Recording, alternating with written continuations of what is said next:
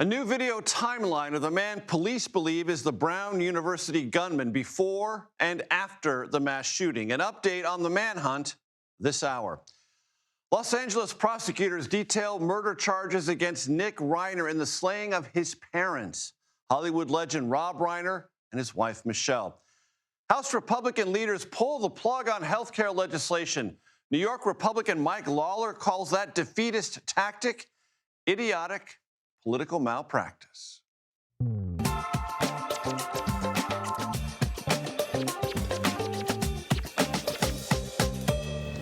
Hello, everyone. I'm Major Garrett in Washington. Welcome to the Takeout. 4 stories compel our attention tonight. Any moment now, a briefing is expected in Providence, Rhode Island, as authorities will inform the public and reporters at large as the hunt continues for the gunman who murdered 2 Brown University students Saturday. 9 others were wounded in that mass shooting. Our Tom Hansen is standing by with today's developments. Also, less than an hour ago, the Los Angeles District Attorney's Office announced that Nick Reiner will be charged with 2 counts of first-degree murder and held without bond. This in the slaying of Rob Reiner and his mother, Michelle. Both were stabbed to death Sunday. Nick Reiner lived with his parents in a guest house on their property in the Brentwood neighborhood of Los Angeles.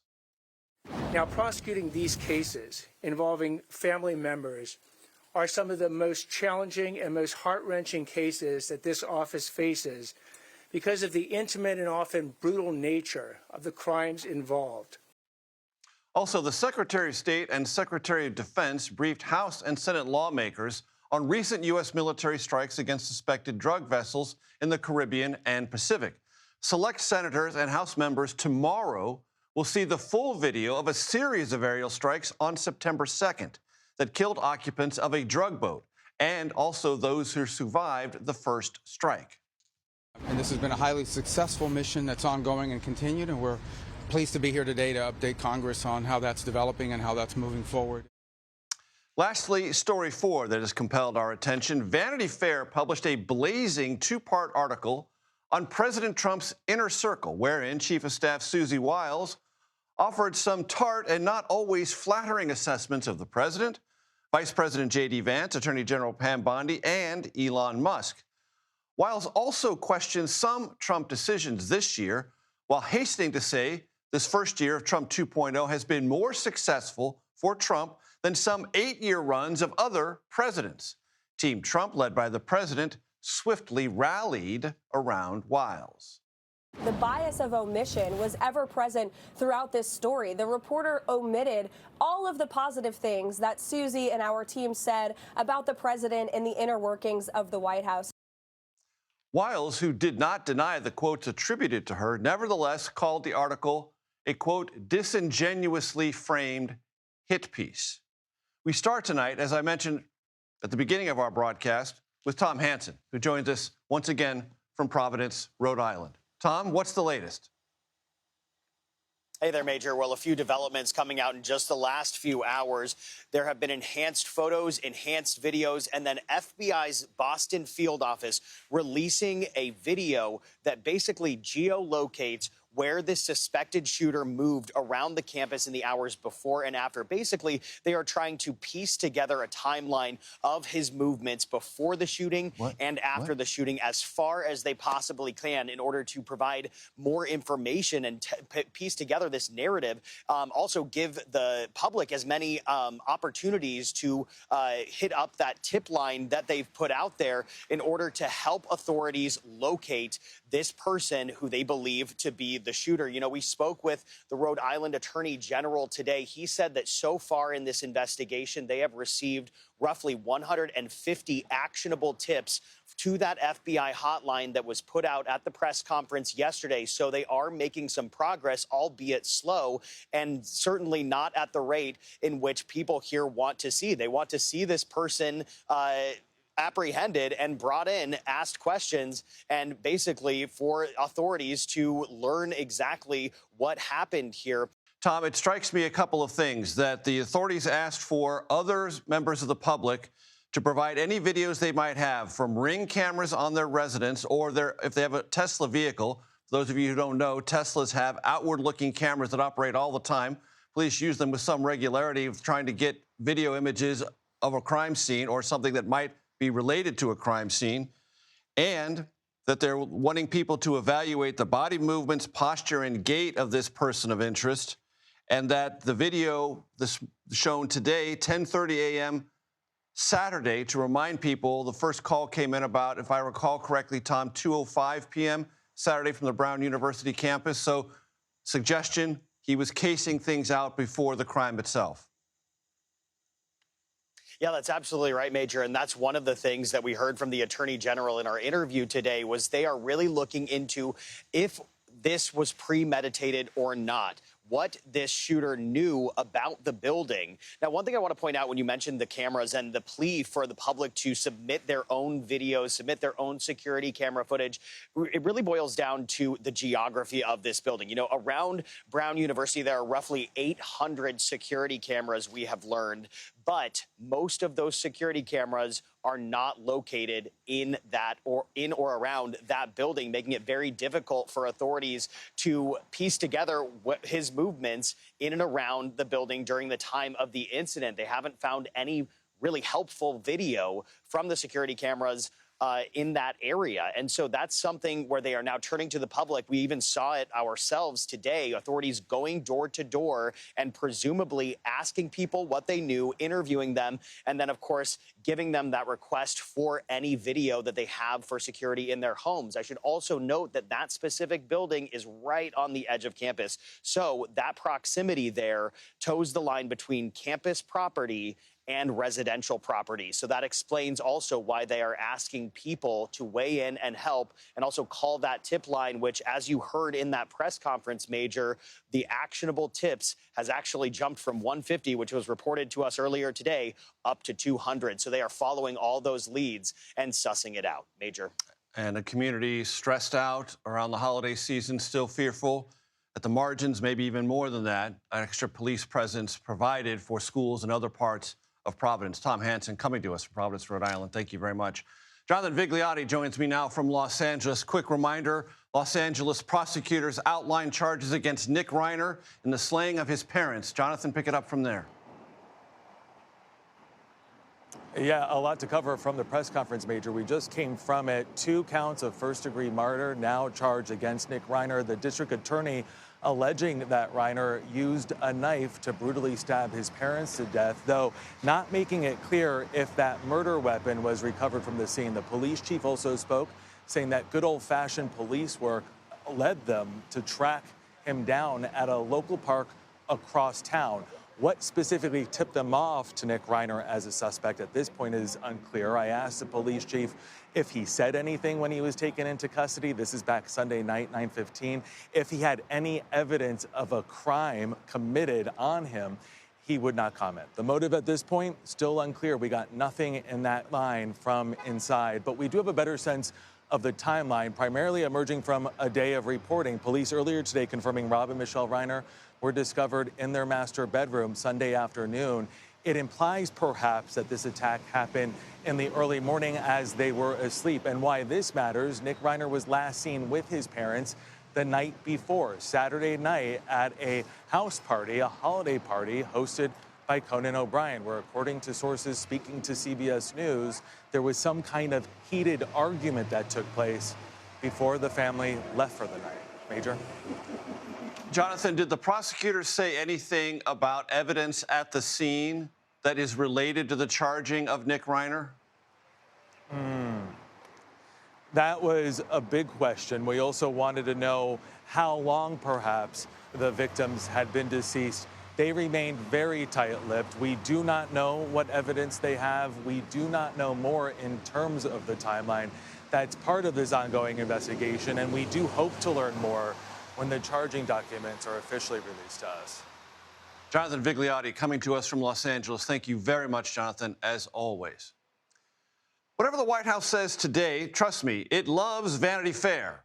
The White House Inner Circle would not grant as many interviews as it did or pose for the wide array of pictures. You can see them, maybe, if we have them. Yeah, lots of pictures of Susie Wiles, the White House Chief of Staff, you see her there, without knowing what they were doing and why they were doing it with Vanity Fair. Vanity Fair released a two-part series with many, many photos to go behind the scenes in first year of the second Trump term. Journalist Chris Whipple had extensive access and documented the interviews. I want to get right to it with our Ed O'Keefe at the White House.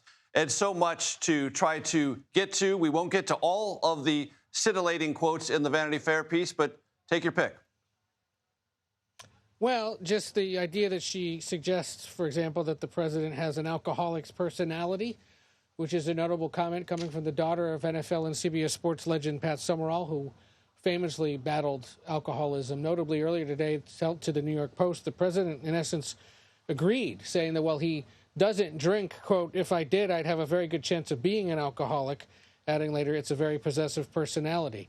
She makes clear that she had big disagreements with the president on several key policy points. On day one, for example, when he pardoned nearly 1,500 people convicted of January 6th insurrection-related crimes, she suggested to the president you should only pardon the nonviolent ones. But the president argued, no, even the violent ones were mistreated by the FBI, and so she eventually sort of got on board with that decision. She told the president that after about 90 days, he should give up this retribution focus of his presidency, let it go and move on. But of course, that's continued. And she conceded that the prosecution, especially of Letitia James, the New York Attorney General, was one rooted in retribution and not much else. On the Epstein affair, she suggested that the Attorney General, quote, completely whiffed on how the public would react to the Epstein investigation, and said the president was not telling the truth about former President Bill Clinton and whether he'd ever visited the private island owned by the convicted sex offender, the late Jeffrey Epstein. So all sorts of examples of things the chief of staff wouldn't normally say while still on the job. Differences of opinion, retelling key moments often comes later in a tell-all book or an interview after they left the job or after their boss is no longer president. But to do it in real time and in essence provide play-by-play commentary about the year gone by, which she did apparently, according to Whipple, in 11 different interviews, is a departure from the norm, and why, especially early this morning, you saw so many key administration figures and the entire cabinet express its support for Wiles on social media, standing by her and you know, doing what this administration does well, arguing that what they said, while perhaps accurate, was taken out of context. Very quickly, Ed, there's a speech by the president tomorrow night to the nation. Yep, and as we understand it, this is sort of the traditional year-end address, trying to cap the year that was, the successes, at least in the eyes of the White House. That's essentially all we know. 9 p.m. Eastern, right here on CBS News 24/7, no doubt, and elsewhere. But they've made the official ask for time, and so we are expecting him to talk about the various things, which, as these interviews in Vanity Fair lay out as well, the idea that in their view it's been a productive, successful year. Polling and the opinions of Americans may differ on that, but the president's certainly going to try right before Christmas and in the midst of Hanukkah to convince Americans otherwise. Lots of photographs in Vanity Fair and interviews as well. Ed O'Keefe, thank you so very, very much. Coming up, New York Republican Congressman Mike Lawler on House GOP leaders ditching a vote on health care matters. He joins me next.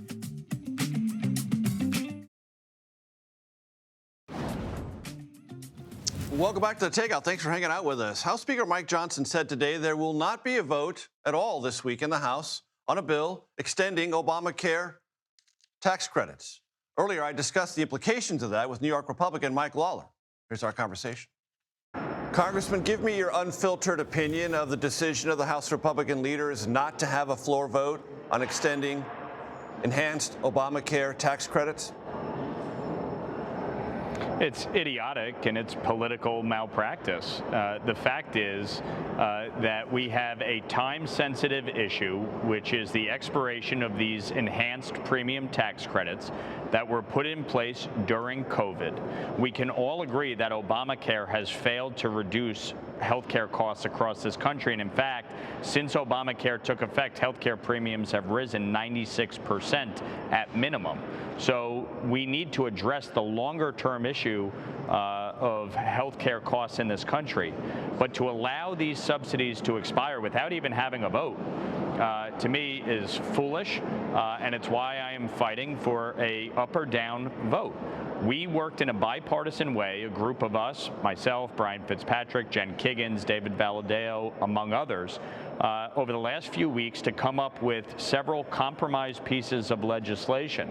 And we have signed discharge petitions to force those to the floor. And yet, on the Republican side, they don't want to bring the bills up. And on the Democratic side, you have Leader Jeffries, who doesn't actually want to pass something. He wants the issue. He wants it to fail so that he can use this as a political bludgeon in the next election. It's why he and Leader Schumer put a 3-year clean extension with no reforms on the floor in the Senate and as a discharge petition. They don't actually want compromise. And so those of us who are trying to actually legislate and get something done here are left fighting back against the leadership of our respective parties. And so to me, this is the height of absurdity.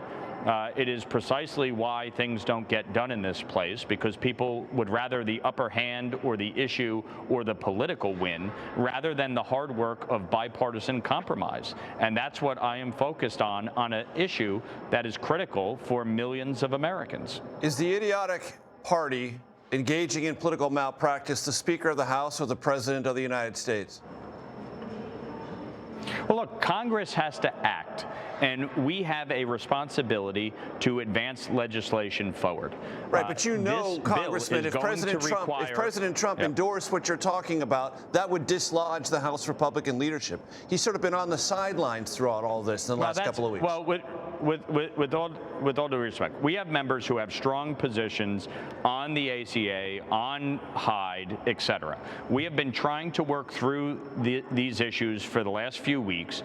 I and a number of my colleagues met in a bipartisan way to come up with real reforms, including income limits, elimination of zero premium plans, expansion of HSAs, and PBM reform to actually start to reduce the cost of health care.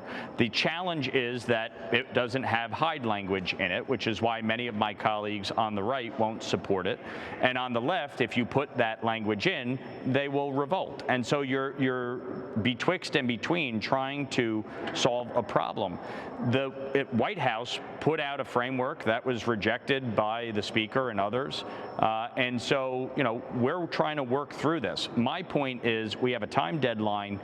We can get to 218 in the House. We can get to 60 if everybody recognizes it's going to take bipartisan support. It's going to take compromise. That is what I've been working towards. That's why I'm fighting so hard to get this done. Let me just help my audience with a couple things you referred to. You mentioned Hyde. That's the Hyde Amendment. Long-standing policy.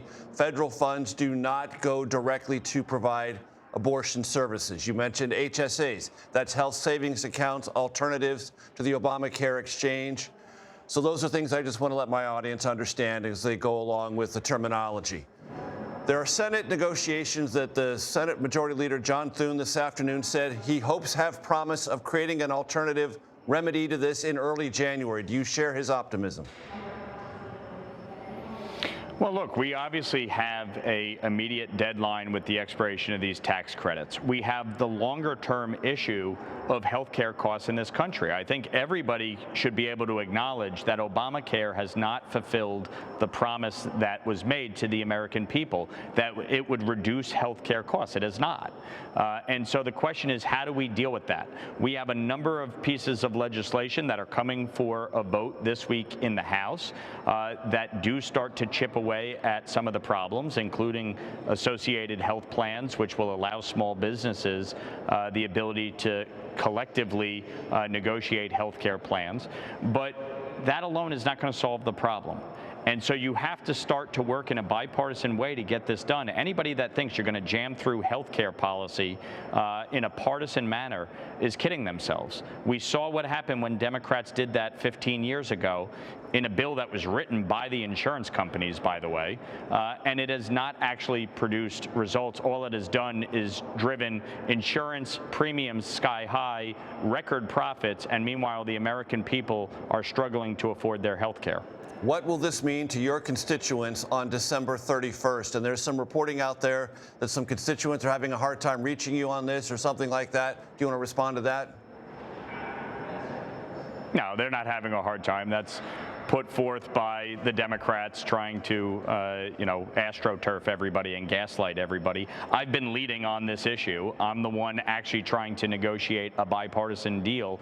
Again, you can look back to my exchange with Hakeem Jeffries during the shutdown when I asked him to sign on to a clean one-year extension, and he refused. The fact is, they don't actually want to solve this. They want the issue, and that's why I've been working in a bipartisan way with rank and file members to actually negotiate a deal and try to force both of our leaderships to deal with the reality. New York Republican Congressman Mike Lawler, thanks for the time. I appreciate it. Thanks, Major. Secretary of Defense Pete Hegseth says he will not release the video of the deadly follow-up strike on a suspected drug boat, but Congress still seeking answers. More on all that next, right here on The Takeout.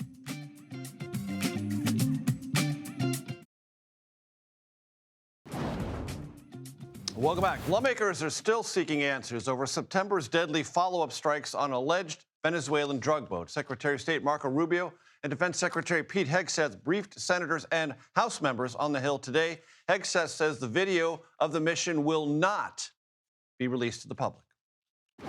In keeping with long-standing Department of War policy, Department of Defense policy, of course, we're not going to release a top-secret, full, unedited video of that to the general public. HASC and SASC and appropriate committees will see it, but not the general public. Quick acronym watch: HASC, House Armed Services Committee; SASC, Senate Armed Services Committee. We try to deal with acronyms as best we can on this program.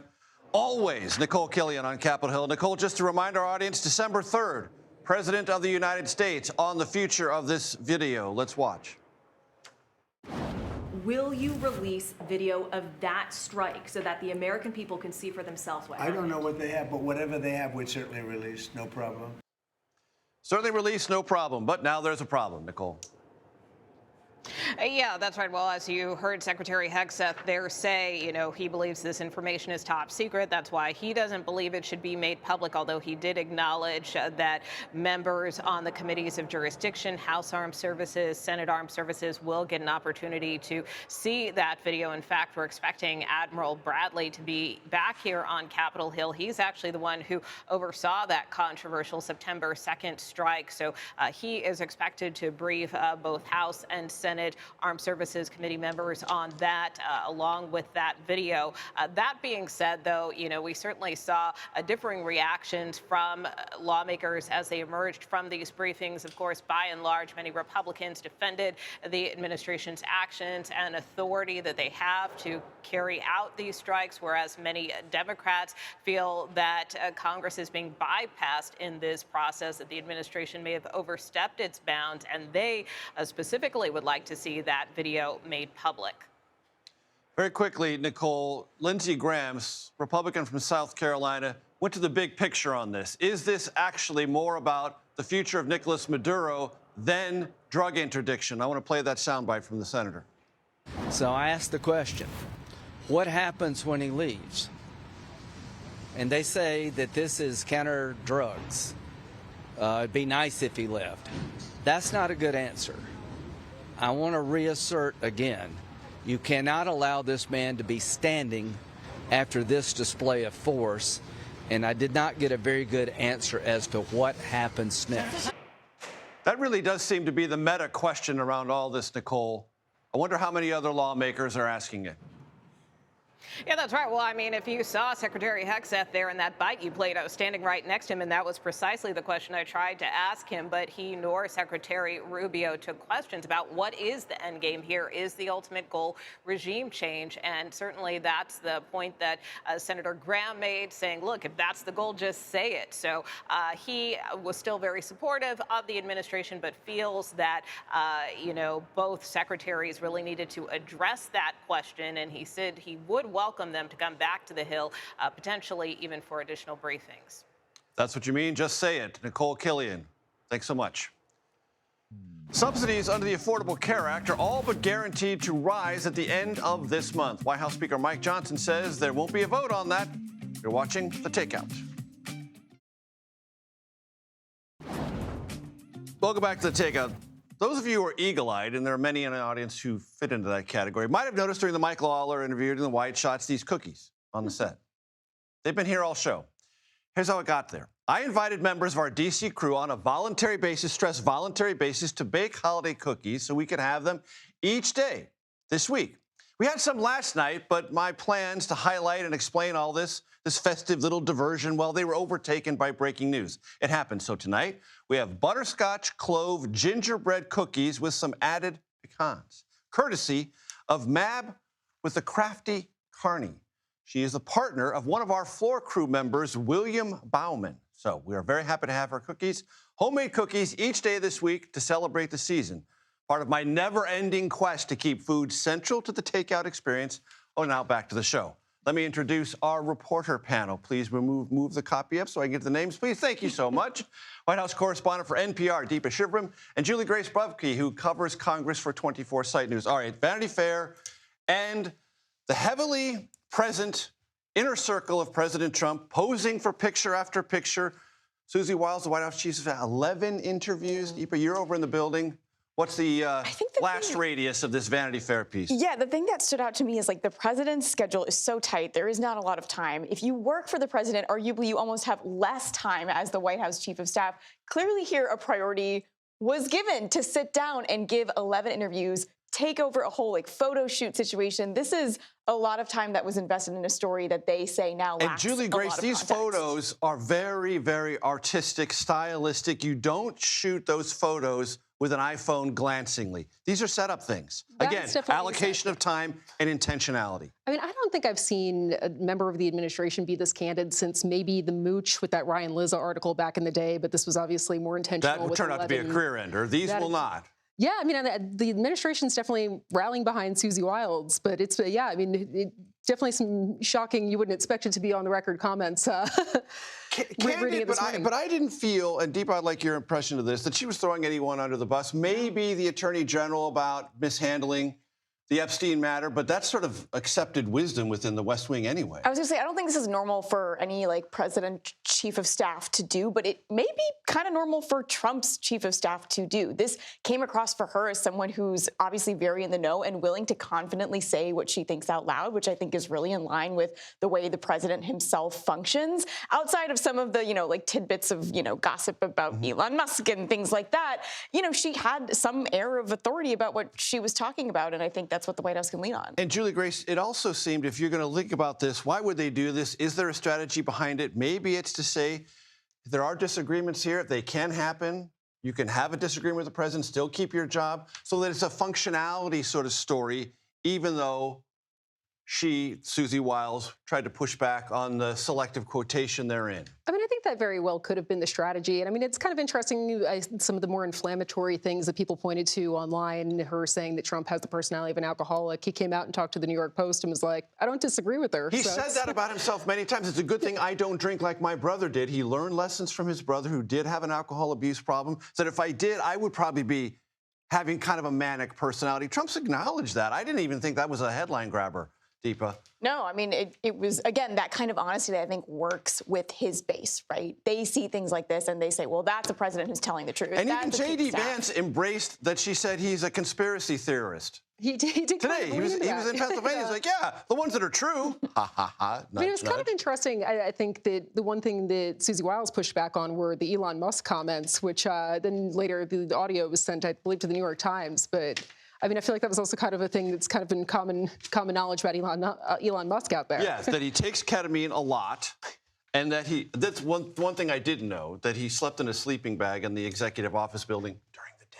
That part I was not aware of either. Work hard, play hard, question mark? Like, sometimes I could use a work nap too. I kind of get it.